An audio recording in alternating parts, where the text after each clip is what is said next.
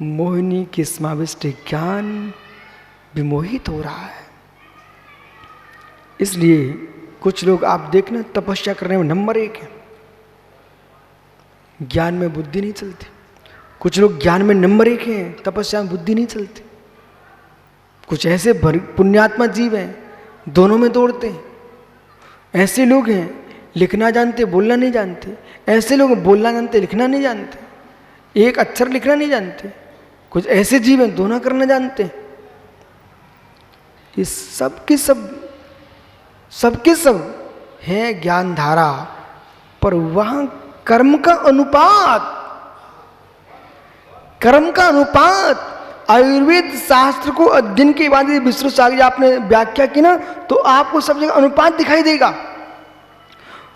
रतनलाल मुक्तार जी ने गोमट सार जीव का जो टीका लिखी है, उसमें उन्होंने आगम की गाथाएं लेकर के जो कसाय अंश हैं, उन कसाय अंशों को वात पित्त कफ इनमें घटित करके, और जैसे जैसे जीव भोजन का प्रभाव कसाय पर, कसाय का प्रभाव भोजन पर,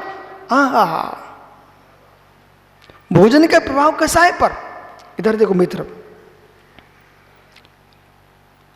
व्याख्या कर दो बस आनंद आ जाएगा। विश्व देखना भैया,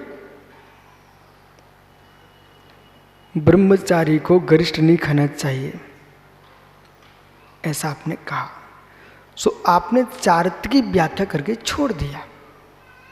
हेतु दीजिए। जिस व्यक्ति ने अब्रह्म का सेवन किया, तुरंत बाद कितनी सुंदरियां दिख जाएं, फिर मन क्यों नहीं जा रहा है? क्योंकि शरीर की शक्ति इस समय नहीं है इसके पास, इसलिए अब्रह्म के भाव नहीं हो रहे। तो ब्रह्मचारी हो गया क्या? शक्ति नहीं है। फिर आगम क्या गरिष्ठ नहीं खाना चाहिए? विकार कहां आते हैं? भावों में। प्रवृत्ति कहां होती है? शरीर में। और नियंत्रण किसे कराना है? भोजन का। क्या वैज्ञानिक दृष्टिकोण देखिए, भीतर विज्ञान कितना गहरा है। नियंत्रण किस पर चक्रेश? भोजन पर। विकार कहां है? भावों में। और विकृत कौन हो रही है? इंद्रियां। मित्र, जैसे शुक्र की शक्ति बढ़ती है तो काम विकार कसाय। अब यहां पकड़ना, गोमट साथ जीवकांड कर्मकांड के पास जाइए। कर्म का नोक्रम, कर्म का नोक्रम, विकारी भाव का नोक्रम बना गरिष्ठ भोजन। जितना अधिक गरिष्ठ खाओगे, शुक्र बनेगा, वीर बनेगा, और जब बनेगा तो मित्र अब परिणामों में तुम्हारे विकार आएंगे, और विकार आएंगे, इंद्रियां विकृत होंगी, अशुभ करने का मन करेगा, वह फिर चारित्र आड़े आएगा। मित्र, आप उपवास कर लेते, आप नीरस कर लेते, आप गरिष्ठ न खाते तो धातु न बनती, धातु न बनती तो मेरे मित्र और ध्यान करते, जो बनी उसको पचा देते, ऐसा बनती नहीं तो भाव खराब नहीं होते। चारित्र सामने खड़ा हो गया, और चारित्र की रक्षा के लिए चारित्र खड़ा हो गया। विषय पकड़ो, मैं क्या बोल रहा हूं? चारित्र की रक्षा के लिए चारित्र खड़ा हो गया। चारित्र की रक्षा के लिए चारित्र खड़ा होता है। भाई की रक्षा के लिए भाई खड़ा है।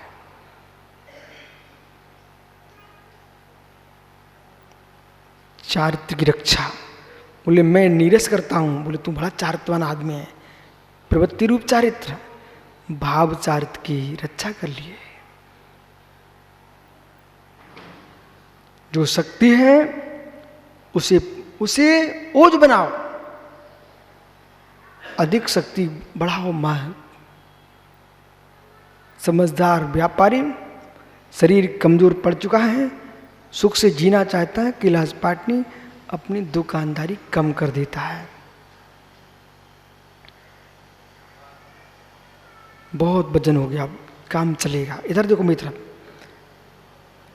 यदि श्रावक हो चाहे श्रमण हो, यदि शरीर की ही मानते हो उस शरीर की मान ली तुमने, मैं आज ईमानदारी से कह रहा हूं मित्र, इस मंच से तुम कभी बीमार नहीं हो सकते। शरीर की मान लो बीमार नहीं हो गया, क्यों? शरीर कभी कभी आदमी को भोजन अच्छा नहीं लगता, जब नहीं लग रहा तो मत खाओ ना, जबरदस्ती खाता है, शरीर नहीं चाह रहा था, तुम जबरदस्ती खा रहे हो, अधिक बीमार पड़ जाओगे।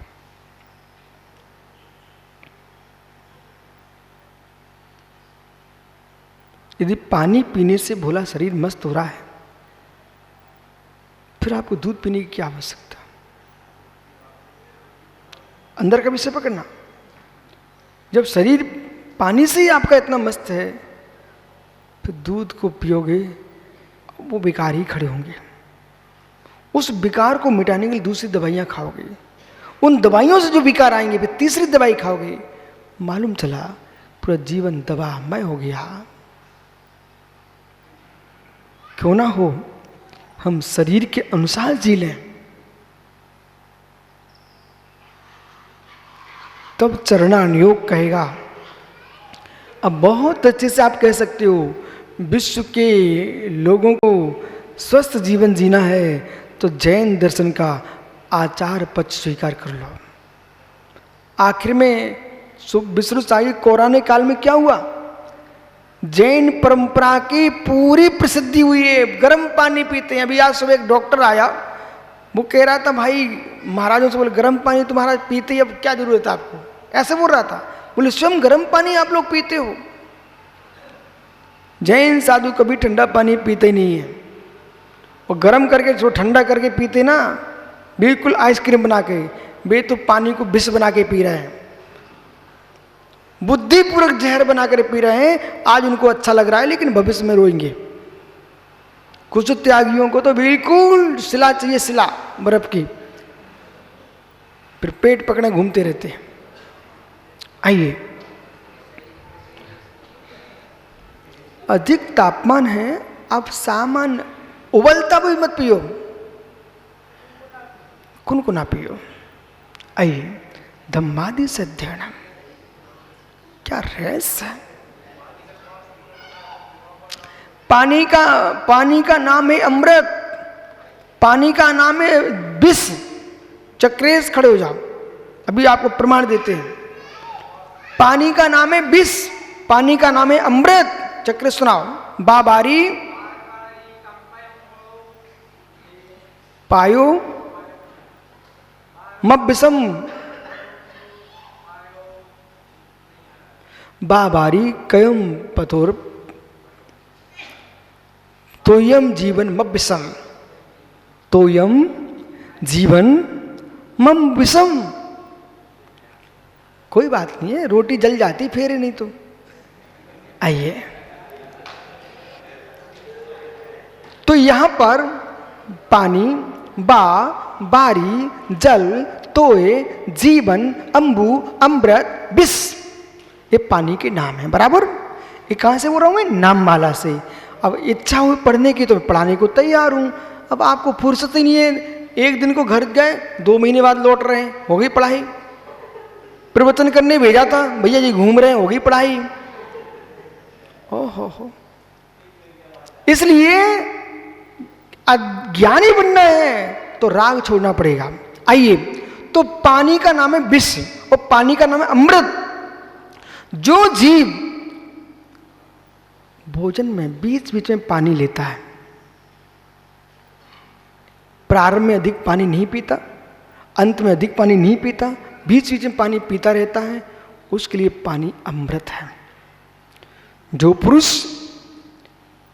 पहले ही पानी पी के तैयार हो गया, जठराग्नि तो उसने नष्ट कर दी, अथवा पानी आहार के अंत में पानी पिया, अथवा पानी पीने नहीं चाह रहा है, बोले पानी पी लूंगा तो पेट भर जाएगा, फिर मालपुआ कौन खाएगा अरुण?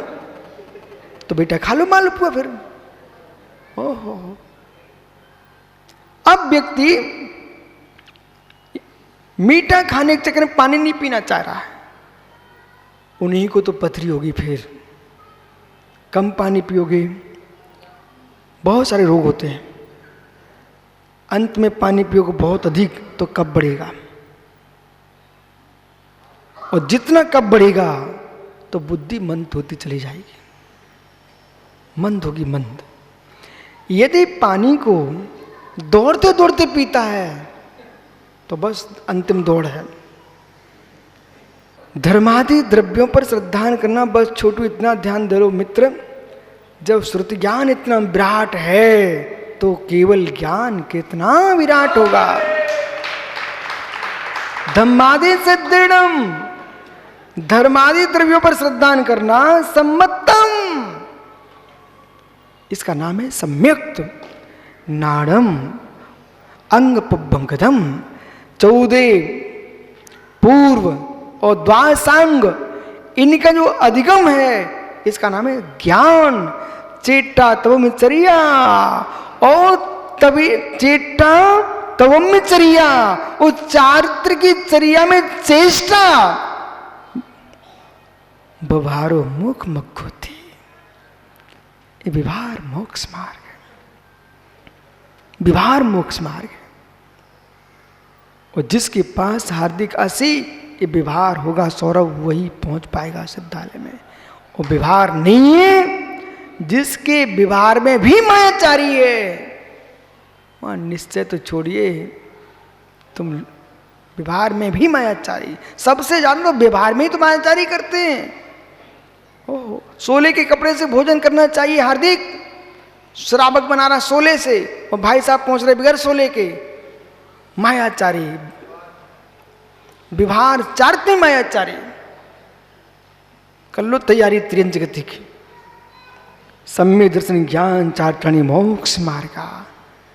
जब व्याख्या करो ना तब पता चलता है कि ओहो हम महत्वपूर्ण हैं। अब यह महत्व ऐसे बढ़ेगा, व्यवहार के साथ व्यवहार का महत्व देखो तो व्यवहार में महत्व बढ़ेगा, और परमात्मा में महत्व देखे तो परमात्मा का महत्व बढ़ेगा। बराबर भैया? देखो आगम तो यही कहेगा बराबर बोलो, महत्व बढ़ेगा, 100% बढ़ेगा। अनुभव किया, बोला तुम एक अनुभव कर लेना, एक दिन अपने ज्येष्ठों का अपमान कर देना, फिर दूसरे तुम देखना तुम्हारे साथ क्या व्यवहार हो रहा है। और आप अपने ज्येष्ठों के प्रति बहुमान करोगे, मित्र विश्वास रखना लोग तुम्हारा बहुमान करेंगे। मालूम सेठी जी, नरेश भैया, मैं शाम को आचार्य विराग साहब महाजी पास गया। अब ज़्यादा तो अपन कुछ कर नहीं पाते थे, जरा सा उनके मस्तिष्क में बादाम का तेल लगाया है। हमने बोले गुरुजी ये बुद्धि चाहिए मुझे, तो कुछ नहीं चाहिए।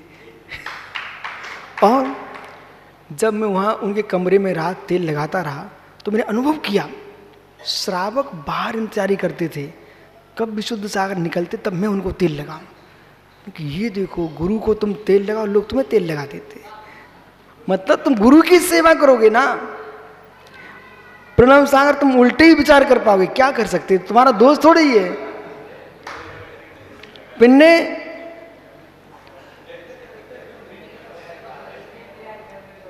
जितनी तुम सेवा करोगे, लेकिन अपेत के एतबार सेवा करो, आकांक्षा मत करो। सम्यक दर्शन ज्ञान चाटन मोक्ष मार्ग, सम्यक दर्शन ज्ञान चाट मोक्ष मार्ग है। तत्र धर्मादीनाम द्रव्य पदार्थ विकल्प बताम, जो धर्मादि द्रव्य हैं, धर्म अधर्म आकाश काल जीव आदि जो द्रव्य हैं, इन पर श्रद्धा करना सम्मित है।